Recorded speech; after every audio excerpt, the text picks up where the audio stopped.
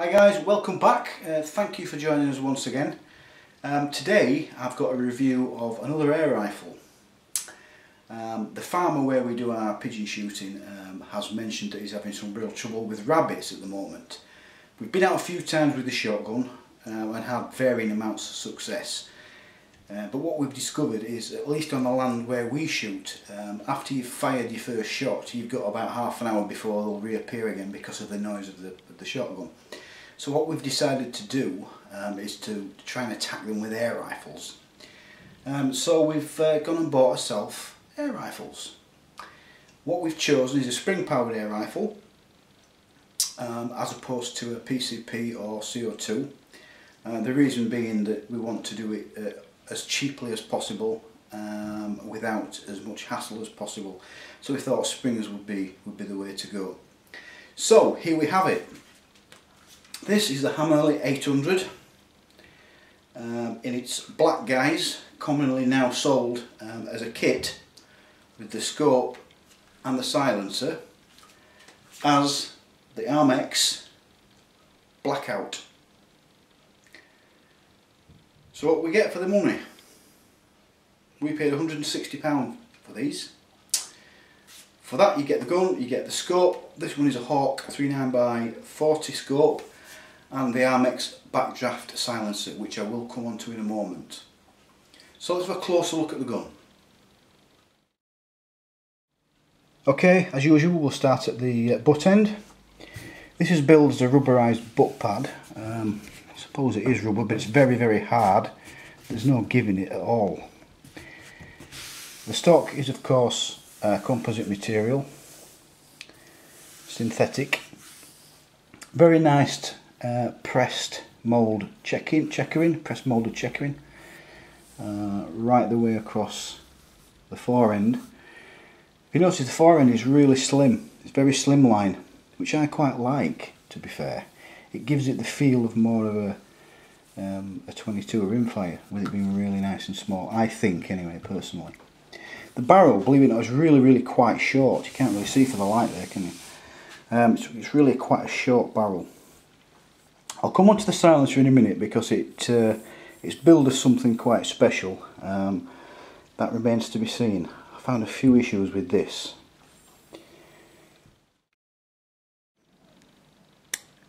The trigger guard is plastic, or at least it's the same material as the rest, and it's actually moulded as well, so you can't be removed. It can't be removed. It's actually moulded to the rest of the stock.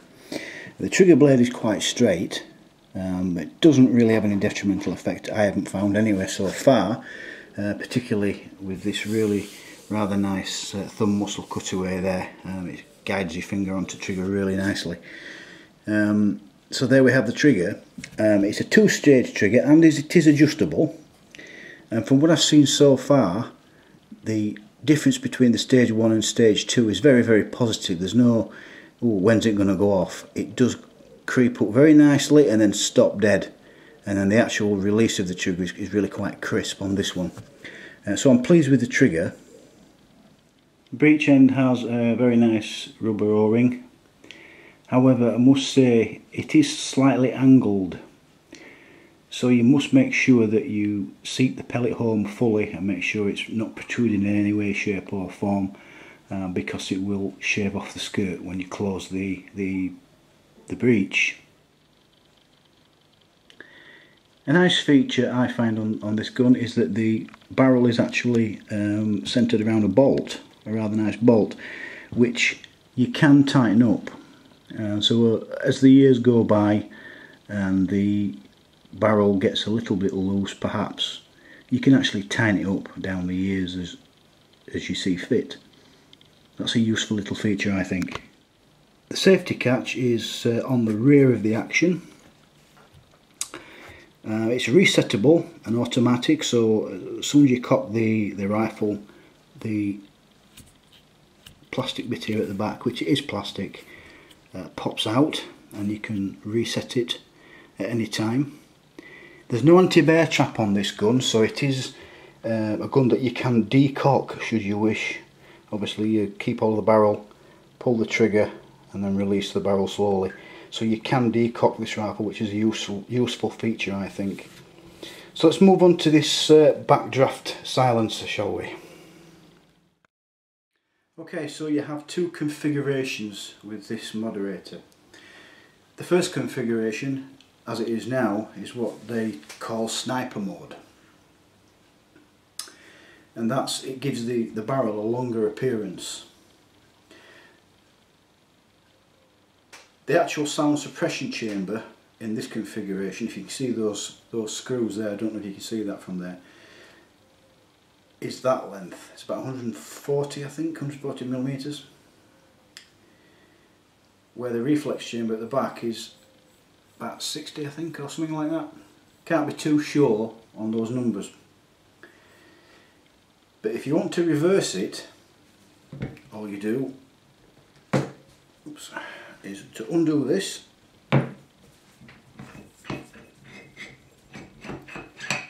Off comes the silencer. Take off that cap. Turn the moderator over. Take off the other cap. Swap that to the other end.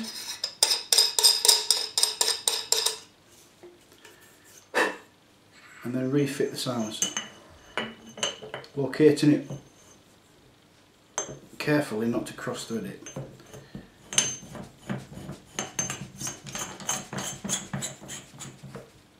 And then tighten up this.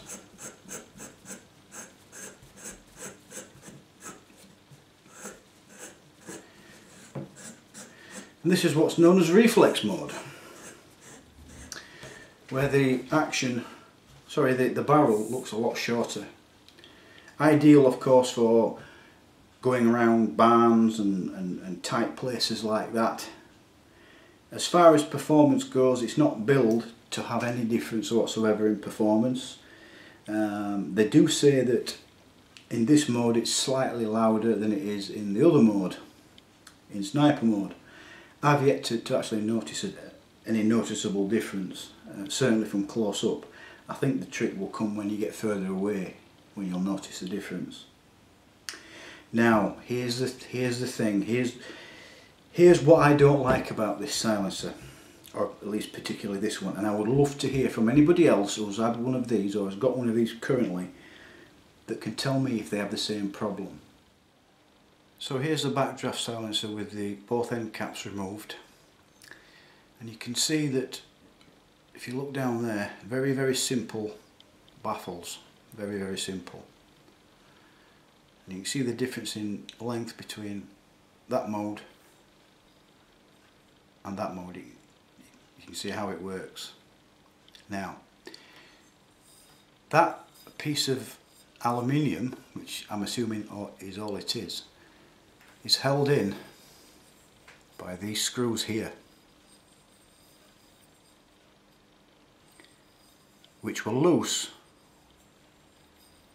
when we first put it together. There's only two of them, but they were loose, which of course meant that this baffle inside was wobbling around and moving around quite badly, so that when the actual silencer was on the barrel, of course it was moving. Now what we've done is we obviously tightened those up and refitted the moderator. However, what we found is after about 5 or 6 shots, 10 shots, it comes loose again and it starts to rattle again. Now that can't be right. That's got to be some sort of design fault. Why isn't that thing in there permanently? That will certainly solve the problem. What we intend to do is put some thread lock on these, and hopefully that will stop it from untightening and from coming loose. But that is the issue that we're having at the moment. So let's hope that with a bit of thread lock that will solve the issue. Now, we bought 2 of these guns. My brother Mark's got one exactly the same, and his does exactly the same as well. Now for some reason his has an issue with the baffles. I don't think it's centered properly, because when it's in reflex mode, when it's in sniper mode, it doesn't look as if it's lined up correctly, because what's happening when he's firing shots is that the internals, or the end cap, is clipping the pellets and shaving a little bit off them, so that when you take the silencer off and empty it, little bits of lead is falling out. Quite substantial pieces of lead, in fact. And of course that's having a serious effect on the accuracy. However, when he turns it around and puts it into reflex short mode, it's fine, apart from the loose screws. So if anyone else has had that issue, please let me know, because I'd like to know. So now you've seen the inside of this silencer. One of the other concerns that I've got is that, as you've seen, the 1/2 inch UNF screw locates into the 1/2 inch UNF threads on the baffles inside, which are only very, very thin. So in effect, the whole silencer is now balanced on a very small point. My concern is, and this is yet to be proven, but my concern is, as you're braking the rifle every time, you're putting pressure on that very small pivot point. Not pivot point, the point where it's located, if you see what I'm getting at. And it's only aluminium as far as I know, so surely constantly braking the rifle with a lot of pressure being on that small area, surely that's going to cause some issues in future. What do you think? So I think it will. But then again, you'd think they would have thought of that, wouldn't you? So is it just me being a little bit pessimistic, or does anyone else agree? So as always, thank you so much for watching, and we'll see you next time.